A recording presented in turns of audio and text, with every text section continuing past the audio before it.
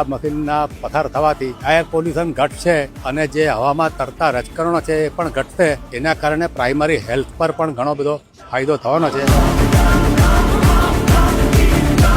સુરત ખાતેના regional officer જીપીસીબીના mister Arun પટેલે અમને આ બાબતે એક પ્રેરણા આપેલી કે આ પ્રકારનું જો ફોગિંગ મશીન આપણે બનાવીએ અને પાંડેસરામાં ફરતું કરીએ તો ચોક્કસ એર પોલ્યુશનમાં ઘટાડો થાય. અને આ મશીન અમે અત્યારે હાલ પાંડેસરામાં લગભગ 18 કિલોમીટરના રસ્તાઓ પર ફરતું કર્યું છે. જો આના રિઝલ્ટ અમને સારા દેખાશે તો બીજા 2-3 મશીન પણ આ પ્રકારના બનાવીને પાંડેસરા વિસ્તારમાં અમે ફરતા કરશું. હાલ અત્યારે આમાં 3000 લીટરની ટાંકી બનાવીને મૂકેલી છે, પણ ભવિષ્યમાં 5000 લીટરની ટાંકી બનાવીને તે ટાંકી ઉપર આ મશીન ઇન્સ્ટોલ કરવાનો અમારો પ્રોગ્રામ છે. વર્કરોનો પણ આનાથી રાહત થશે અને તાત્કાલિક આ મશીનના પસાર થવાથી 2 થી 3 ડિગ્રી સેન્ટીગ્રેડ ટેમ્પરેચર પણ ઘટે છે.